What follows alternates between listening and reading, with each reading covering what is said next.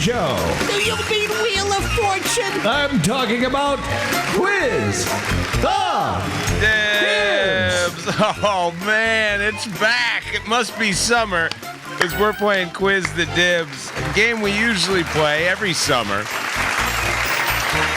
And we test the brain of old Rob Dibble. Oh, my goodness. It's getting older every year. Well, fortunately for you, most of this summer is going to be eaten up by 1990s baseball cards because we got a beautiful, pristine 1990s select. What do we call it when you got the whole thing? Set. A full set. Full set, yeah. A full set of 1990 select cards, and we barely even cracked them open last year. And now I got to get into the weeds, if you will, of this 1990 select set, and I made a little envelope for today's Quiz the Dibbs.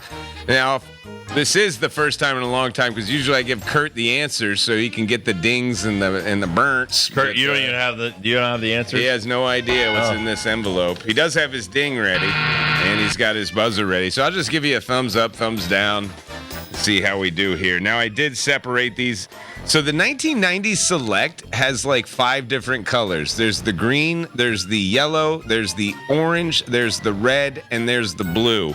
And I don't know if why those were separated that way. It's not based on Could be team. American League. National, it's not. No, it's not. no, It's not. It's not alphabetical order. I have no idea. So I chose from the green and the blue today, and I would say the green is easier than the blue. So let's start green, and let's go to blue. And the first ones are 100 level, and the last ones are 400 level. Starting with the green, and I put a bunch of pictures in here. I tried to keep it National League. You know, again, because it's not easy. Back then, we didn't play interleague, so. True, exactly. And I tried to stay in your division, maybe even have Cincinnati Red today, but nice. It's the first one of the year, so I didn't want to make it completely difficult. So let's start on the pitcher's mound in Los Angeles, your favorite team. And I feel like I have 1,000 of these guys' cards from the Los Angeles Dodgers. Big righty, had a horrible grimace whenever he threw. I always thought they caught him right in the bend with his baseball cards. But number 50 from the Los Angeles Dodgers, 55. Los Angeles Dodgers, and pretty much a Dodger all through the 80s. And this 1990 season was going to be a big one for him as he was supporting a 2.8 career ERA. You know who this Dodger pitcher is? Oral Hershiser. Give him a ding.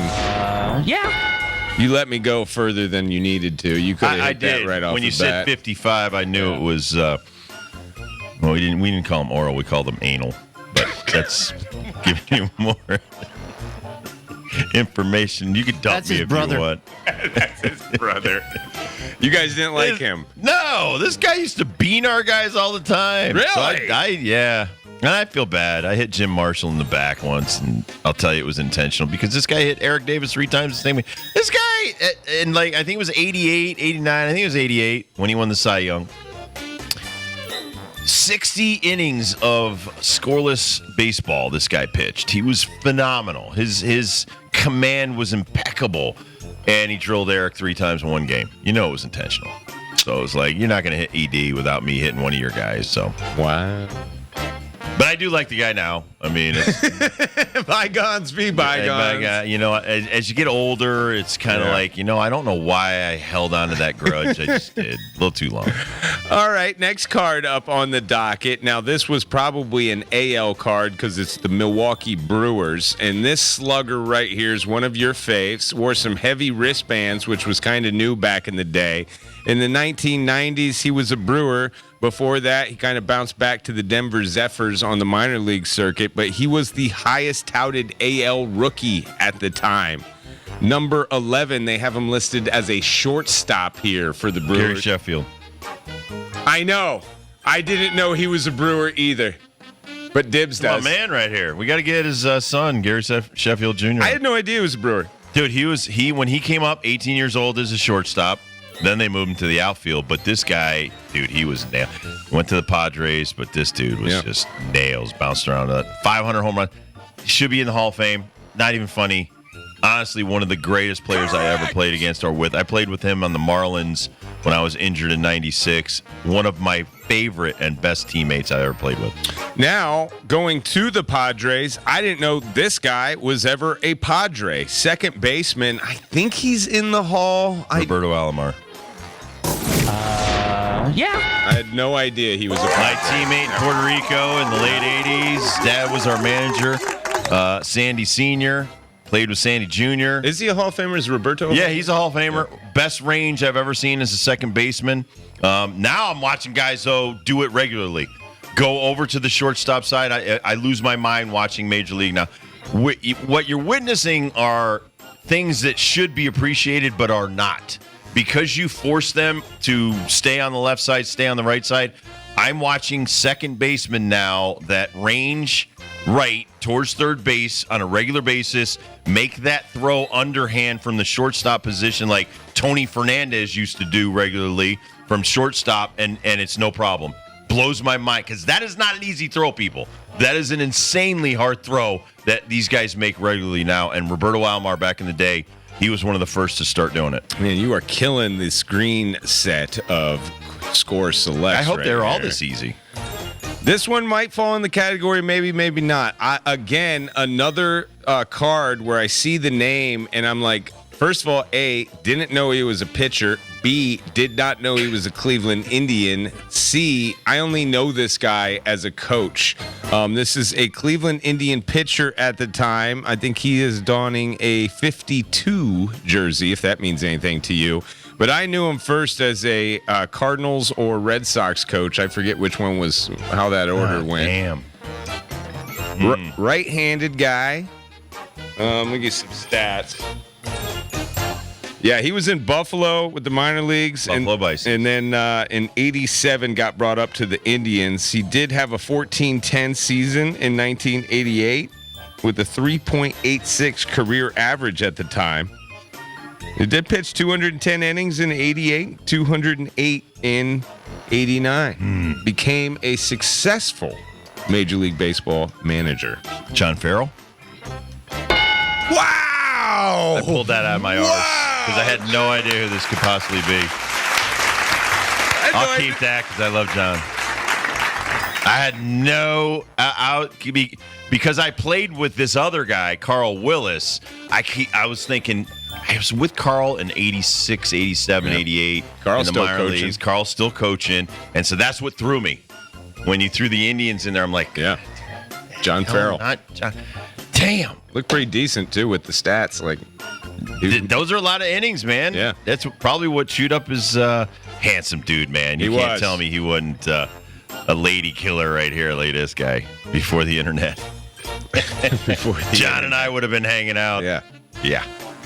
All right, you crushed the green set. Let's move over to the difficult set, the blue set. And again, it gets easy or it gets harder as we go. Me, John Farrell, you'd make that easy? No, that was the tough part that of was- the green set. That was 300 or 400 level Part stuff of the for me green right set. there. All right, another guy that I don't know if a lot of people know he was a great player before they knew him as a coach, but I know him real well because he caught for my team.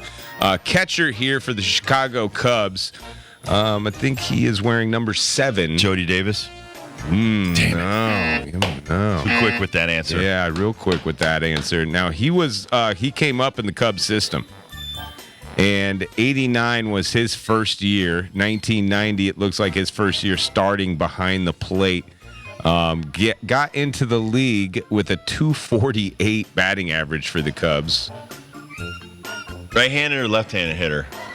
Righty. I can't picture this Righty. guy. Now, he became a manager just like John Farrell, and I think they coached against each other a lot. Somewhat rivals. Oh, man. Oh, so this guy managed. You got me on this one. Joe Girardi. Joe Girardi. Oh, man. Oh, you stink! I should have got that. Yeah. When's he going to get another job? I don't know, man. I mean, he's getting paid by Yes right now. Some of these guys don't want to. They don't want to deal with it Because I think he anymore. might still be getting paid. What was he with the Phillies for a few years? Right. Who knows? He might still be getting paid. Good for him, then. Yeah. Good for him. Yeah, no, I played with this guy all the way up through the minor leagues. Peoria. Yep. Yep. Winston-Salem, Pittsfield, Iowa, the Des Moines, Iowa Cubs. You had to have pitched against Girardi. I did a lot. Going up. Again, dude, I played against Palmeiro and Maddox and Girardi. I mean, Mark Grace. Cubs had such a great minor league system. I don't know how they didn't win a championship somewhere from like 88 to 95. They won a lot of minor league World Series. Dude, they were Iowa Cubs are they were monsters, Yeah. man. They had some great players. All right, this is also a National League catcher. Now, it gets really hard. I did not know this guy. I just liked his first name. He is a Met, number 2, catcher, number 2. Mackie Sasser. Wow. Married a stripper. That is married impressive. a stripper from Montreal, by the way. And to know that. Too much That's information? impressive. Okay, sorry. I don't know if they're still married, people. They call it the ballet up there. Yeah, You're right. she was a ballerina. We used to call that, right, the Yes. art museum. So what do you know besides that? Mackie Sasser. What I you know had to about have pitched Mackie against is that he had a problem throwing it back to the pitcher. So before Major League, or maybe even like Major League 2, where the guy has the problem throwing the ball back, the catcher. Based off of Mackie. This guy did. Steve Sachs had that, like, what do they call it? The yips. Had the yips, but Mackie did. I liked Mackie. Mackie was a good dude. I would really be impressed if you knew this guy. Not if you get this card, but if you knew this guy personally. I have several of this guy's cards, and I don't know why. He was just another like Darryl Strawberry card that showed up in every pack. But it was a sidearm pitcher. I wouldn't say submarine. He definitely threw sidearm. Reliever from the St. Louis Cardinals.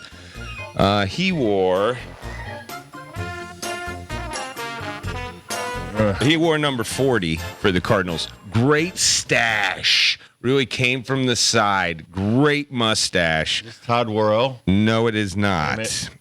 Now, he was a Royal for most of Quisenberry. Wow. Dan Quisenberry died of a brain tumor. I did know Dan. He was a great dude. Dan Quisenberry. He's a lot older than me. Mid 80s, this guy was nails.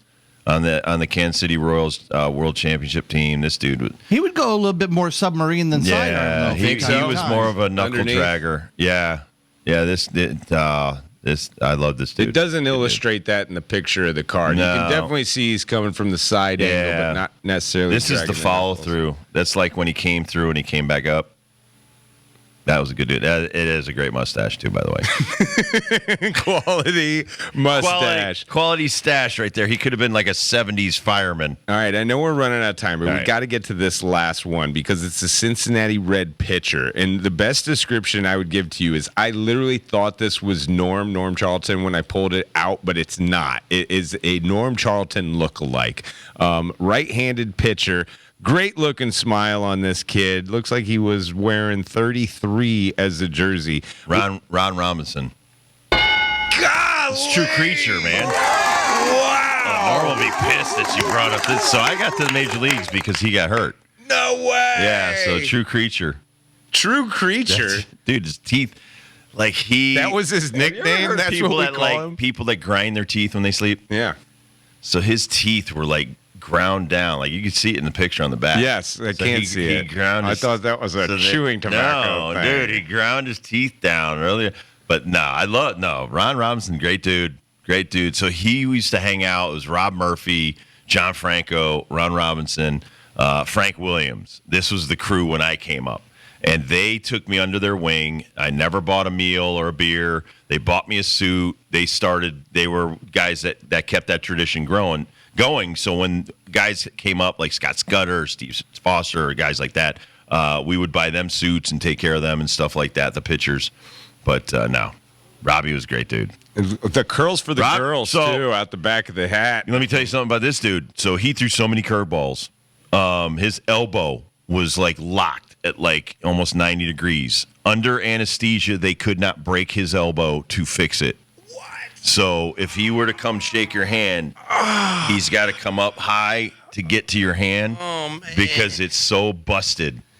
So yeah, so he's like the guy you don't want be like after you retire. There you go. I'd say A- today. Excellent job thank you. today. Not bad for the first. Try to get my mind going back towards 34 years ago. We'll definitely do this multiple times this summer. All So right. Stay tuned. More Score Select coming Honestly, I your think way. we should take phone calls. Yeah, and try to have them guess Have first. them guess.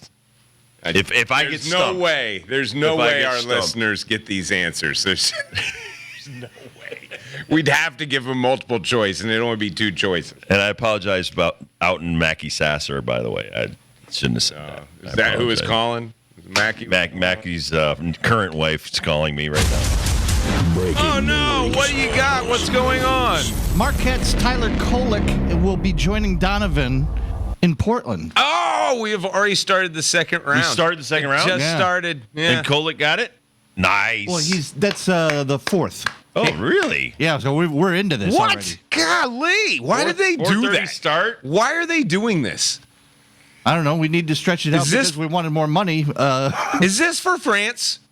Is this for France? Well, is it because of the time zone? They care 6 about the hour. second Yeah, round. right now it's like quarter to 11 there. France cares about the first round. France doesn't care about the second round. And I am from France. You could be right Must on be a that. Coneheads. Wow. Okay. Dan Aykroyd. Tyler Kolek joining Donovan.